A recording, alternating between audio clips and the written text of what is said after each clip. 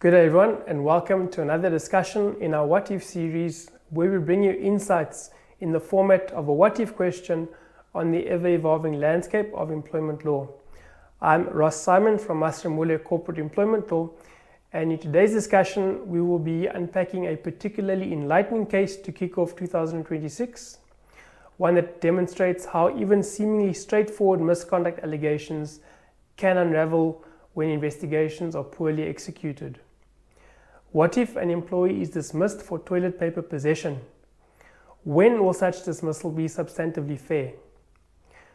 This question has many more layers than you might think, and the answer comes from a recent Labour Court judgment.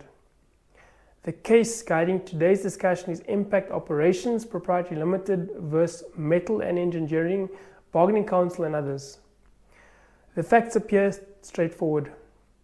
A long-serving employee, employed since 2009, was dismissed in November 2022 after security found a roll of toilet paper in his bag during a routine search. Acting on a tip-off, the company alleged that the roll matched their unique brand and charged the employee with theft and dishonesty for attempting to remove company property without authorization. The employee denied the allegation, maintaining that he had brought the toilet paper from home. Despite the allegation of theft, security allowed him to leave the premises with the disputed roll still in his possession. Here's where the case becomes a cautionary tale. Despite finding the item, security never confiscated it, never preserved it as evidence, and never photographed it alongside the company's stock for comparison. Instead, the employee was allowed to leave with the disputed roll, an act captured on CCTV footage. At the disciplinary hearing, the company's case relied heavily on the assertion that its toilet paper was uniquely sourced and unavailable in retail stores. A witness presented photographs of the roll the employee allegedly brought from home. Crucially, however, no photograph was taken of the company's roll on the day of the incident. When asked why this critical step was skipped, the explanation was that the security office was too busy. The Labour Court later described this explanation as nonsensical. The employee was found guilty and dismissed. The employee then referred an unfair dismissal dispute to the Bargaining Council, where the Commissioner found the dismissal substantively unfair and ordered reinstatement with back pay. The Commissioner's reasoning was clear. The company failed to prove on a balance of probabilities that the toilet paper belonged to the company or that the employee intended to remove it dishonestly. The Commissioner identified several fatal flaws. The physical evidence was never secured or preserved. Comparative photographs introduced later had no evidentiary value. CCTV footage showed the employee leaving openly, undermining any inference of dishonest intent. Security personnel and managers allowed the employee to leave with the item, contradicting the allegation of attempted theft. Importantly, the Commissioner noted that possession alone is not theft. The employer must prove both ownership and unlawful intent to remove or appropriate the property.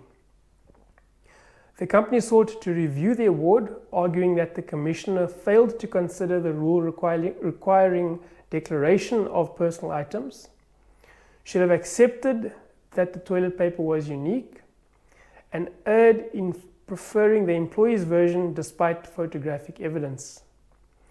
The Labour Court rejected these arguments. It held that the Commissioner's decision was one a reasonable decision maker could reach.